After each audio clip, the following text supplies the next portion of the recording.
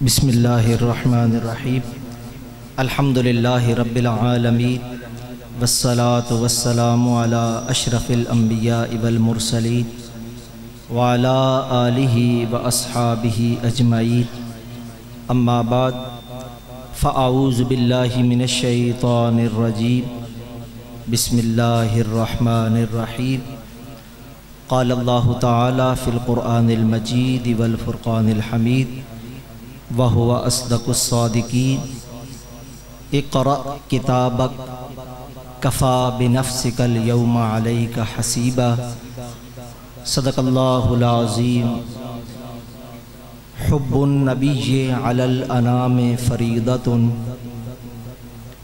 حب النبی علی الانام فریضۃ لا تنس ذکر الہاشم الاکرمی ان الصلاة علی النبی وسیلۃ ان الصلاة علی النبی وسیلۃ فیہا النجات لکل عبد مسلم۔ زیب مسند صدارت استاد العلماء والفضلاء میرے مربی و مرشد حضرت علامہ مولانا پیر محمد انور قریشی صاحب، سٹیج پر جلوہ افروز حضرات علماء کرام، معزز و محتشم سامعین کرام، آج میں اور آپ میرے بھائی حضرت علامہ مولانا ضیاء الکرم قریشی صاحب کے والد گرامی اور میرے سسر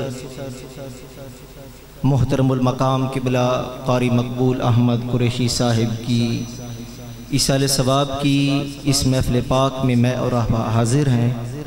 دعا ہے اللہ کریم میری اور آپ کی حاضری اپنی بارگاہ میں قبول فرمائے۔ معزز و محتشم سامعین کرام، نہ خطاب کا موقع ہے، نہ میرے پاس کوئی خطابت کی طاقت ہے، نہ میں خطیب ہوں، صرف آپ احباب کے شکریہ کے لیے حاضر ہوا ہوں۔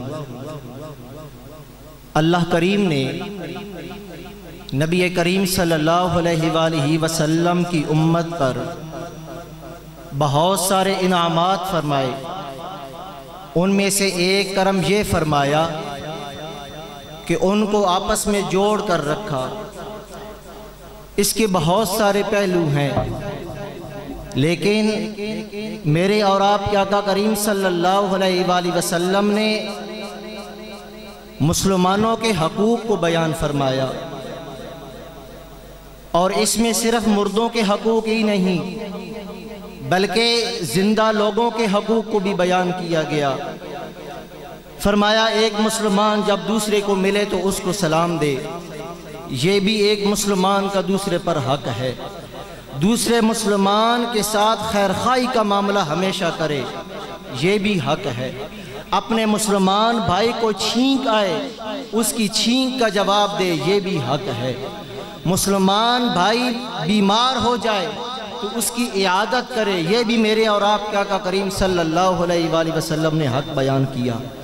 آگے فرمایا جب کوئی مسلمان فوت ہو جائے، فرمایا تم اس کی تعزیت کرو، تم اس کے لیے خیر خواہی کے جملے ادا کرو، اللہ تعالیٰ قیامت کے دن ساری مخلوق کے سامنے تمہیں عزت عطا فرمائے گا۔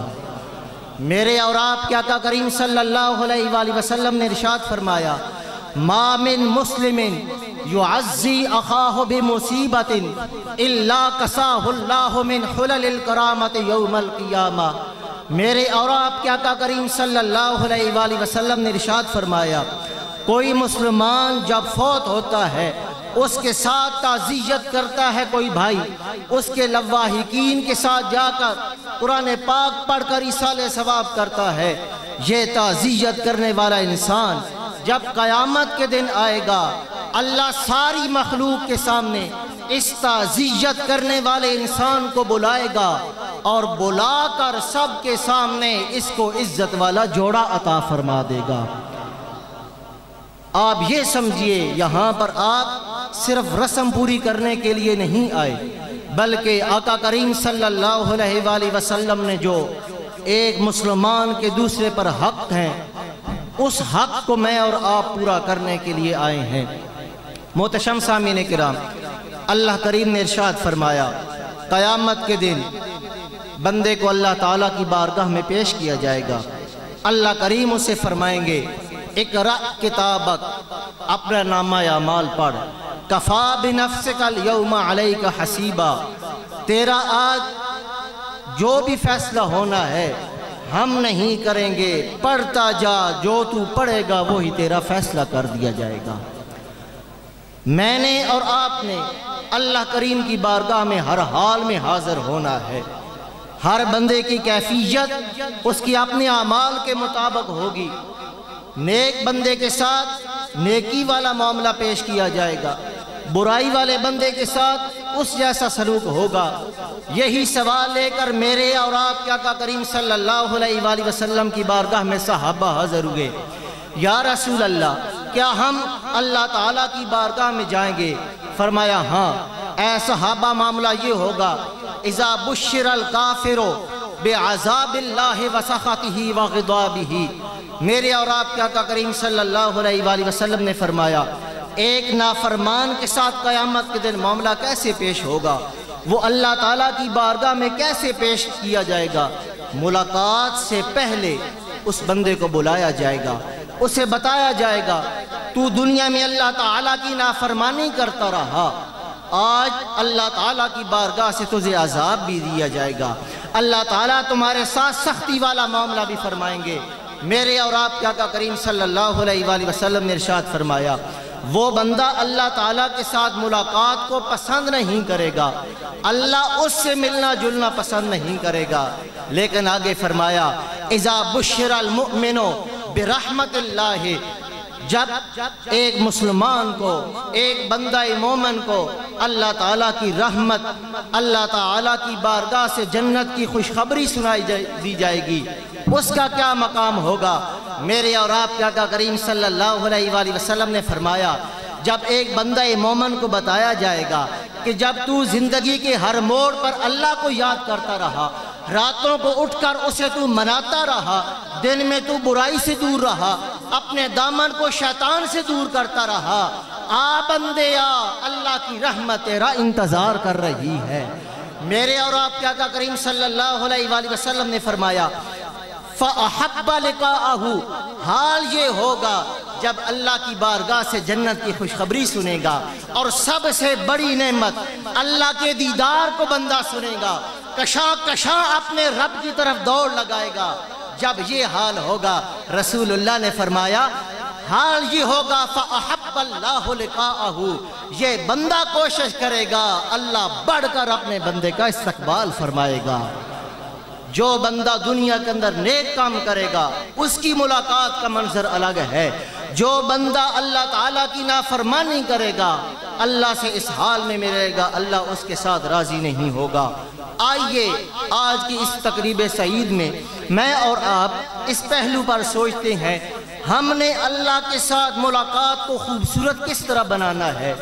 کب وہ وقت آئے گا کہ ہم اللہ تعالیٰ کی بارگاہ میں اس حال میں جائیں جو رسول اللہ نے فرمایا فَأَحَبَّ لِقَاءَهُ وَأَحَبَّ اللَّهُ لِقَاءَهُ، بندہ اللہ سے ملنی پسند کرے گا، اللہ بندے سے ملاقات پسند کرے گا۔ اس سوال کو لے کر اس انسان کی بارگاہ میں چلتے ہیں جس انسان کے فضائل کا حال یہ ہے جو ام المؤمنین حضرت ام سلمہ رضی اللہ تعالی عنہا کی گود میں جو پروان چڑھا، جس کے شاگرد، جس کے شیخ کا نام حضرت علی المرتضی شیر خدا رضی اللہ تعالی عنہ ہے۔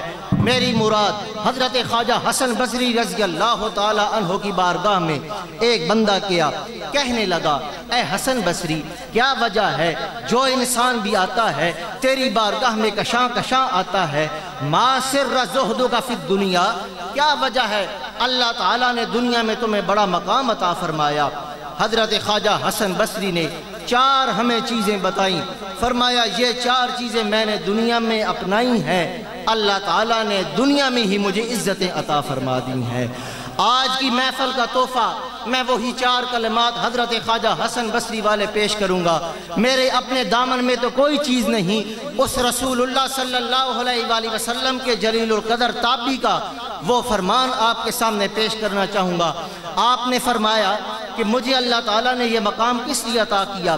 فرمایا علمت ان رزقی لا یأخذہ غیری فاطمئن قلبی، فرمایا میں نے جان لیا جو رزق اللہ نے میرے مقدر میں لکھا ہے دنیا کا کوئی انسان لے نہیں سکتا۔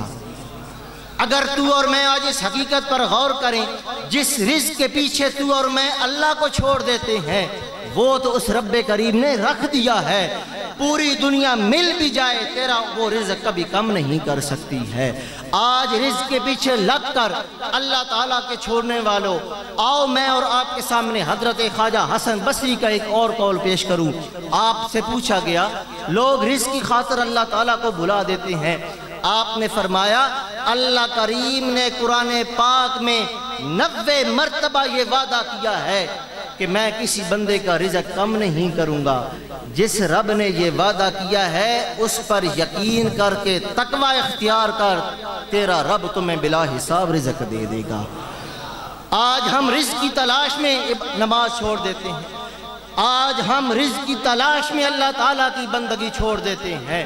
آئیے محترم سامعین کرام، دو چیزیں اللہ تعالیٰ نے متعین کر دی ہیں، موت بھی متعین ہے، رزق بھی متعین ہے۔ یہ یقین رکھیے جتنا رزق اللہ نے آپ کے مقدر میں لکھا ہے وہ کھائے بغیر آپ کو موت نہیں آئے گی، تو پھر میں اور آپ کیوں رزق کے پیچھے لگ کر اللہ کو چھوڑ رہے ہیں؟ آگے خواجہ حسن بصری نے ارشاد فرمایا علمت، میں نے یہ جان لیا کہ اللہ تعالیٰ کی جو بندگی میرے ذمہ ہے اس کو کوئی دوسرا نہیں کر سکتا، فاشتغلت وحدی، میں اللہ تعالیٰ کی عبادت میں مصروف ہو گیا۔ اللہ تعالیٰ نے جو فرائض رکھے ہیں باپ اپنے بیٹے کی ادا نہیں کر سکتا، ماں اپنی بیٹی کی طرف سے فرض نماز ادا نہیں کر سکتی، باپ اپنی زکوٰۃ بیٹے کے ذریعے نہیں دلوا سکتا۔ حضرت خواجہ حسن بصری نے فرمایا جو چیز اللہ تعالیٰ نے مجھ پر فرض کی ہے میں نے اس کو جان لیا اور اس کے اندر مصروف ہو گیا۔ اور آگے آپ نے ارشاد فرمایا علمت ان الموت ینتظرنی، میں نے جان لیا موت کا فرشتہ میرا انتظار کر رہا ہے، فاتت الزاد لقاء ربی، پھر میں نے کیا کیا؟ میں نے اپنے آپ کو موت کی تیاری کے اندر لگا لیا۔